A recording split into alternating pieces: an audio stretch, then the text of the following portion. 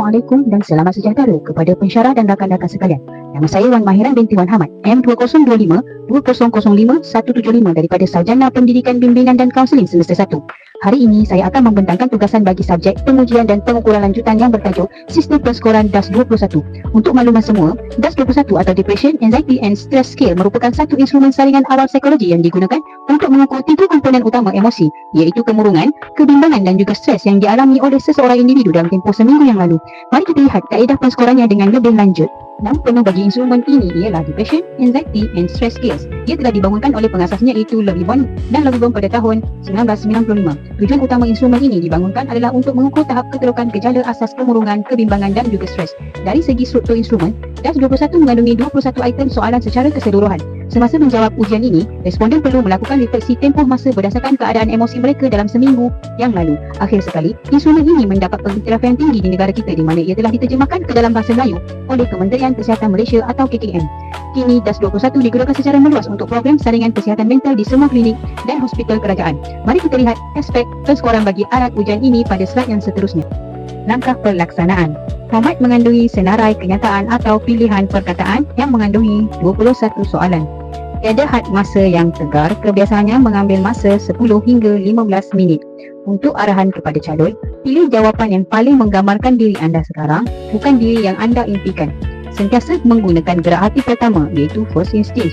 Untuk persekitaran pola, suasana tempat ujian mestilah tenang dan bebas daripada gangguan. Seterusnya, mari kita lihat panduan penskoran bagi instrumen DAS 21 yang melibatkan 3 langkah utama.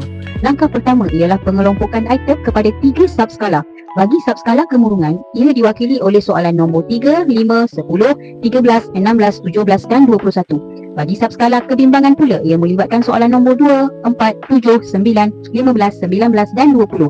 Manakala bagi subskala tekanan atau stres, ia dikira melalui soalan nombor 1, 6, 8, 11, 12, 14 dan 18. Langkah kedua adalah mengira skor mentah bilangan item. Kita perlu mencampurkan nilai jawapan sama ada 0, 1, 2 atau 3 bagi setiap soalan mengikut subskala masing-masing. Skor mentah maksimum bagi setiap subskala ialah 21 markah. Langkah ketiga dan yang paling penting ialah penggunaan formula wajib DAS 21. Oleh kerana DAS 21 adalah versi pendek daripada instrumen asal DAS 42, skor mentah yang diperolehi tadi wajib didarab 2 untuk mendapatkan skor akhir. Ini menjadikan skor akhir maksimum bagi setiap subskala adalah sebanyak 42 markah. Sekarang mari kita beralih kepada slide seterusnya untuk melihat interpretasi bagi markah-markah ini. Berikut adalah borang saringan minda sihat, iaitu soal selidik DAS yang mempunyai 21 soalan. Ini menunjukkan jadual rujukan tahap keterokan selepas mendapat skor akhir, iaitu selepas darab dengan 2 dan padankan nilai tersebut dengan jadual klasifikasi rasmi ini. Seterusnya, mari kita lihat langkah pertama iaitu mengira skor mentah berdasarkan borang jawapan DAS 21 milik Aminah. Kita mulakan dengan subskala kemurungan berdasarkan borang jawapan Aminah. Markah bagi item 3 ialah 1, item 5 ialah 2, item 10 ialah 0, item 13 ialah 2, item 16 ialah 1, item 17 ialah 0 dan item 21 ialah 1. Apabila kita mencampurkan kesemua nilai ini, jumlah skor mentah bagi subskala kemurungan Aminah ialah 7.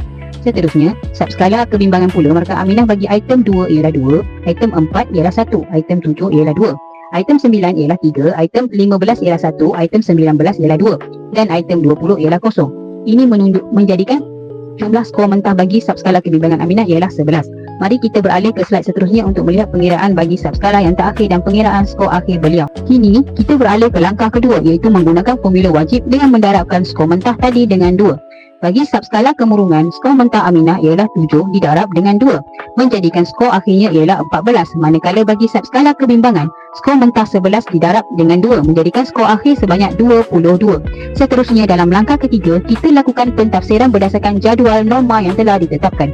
Bagi skor akhir kemurungan bernilai 14, keputusan menunjukkan Aminah berada pada tahap sederhana atau moderate. Namun, bagi skor akhir kebimbangan yang bernilai 22, ia menunjukkan Aminah berada pada tahap yang sangat teruk atau extremely severe. Keputusan ini menandakan Aminah memerlukan perhatian dan sokongan psikologi dengan sekadar segera.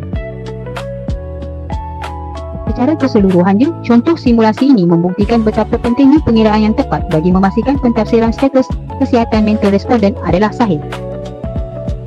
Bagi melengkapkan kajian kes ini, berikut dipaparkan klip rakaman semasa responden kita iaitu Aminah sedang melengkapkan borang ujian saringan DAS 21 beliau. Melalui pemerhatian secara visual dan juga hasil penskoran yang telah kita kira tadi, jelas menunjukkan bahawa alat ujian DAS 21 ini sangat efektif sebagai langkah awal untuk mengesan individu yang memerlukan sokongan emosi dan intervensi psikologi dengan keadaan segera. Sekian sahaja pembentangan video tugasan daripada saya mengenai sistem penskoran DAS 21. Semoga perkongsian ini dapat memberikan manfaat kepada kita semua. Terima kasih atas perhatian anda.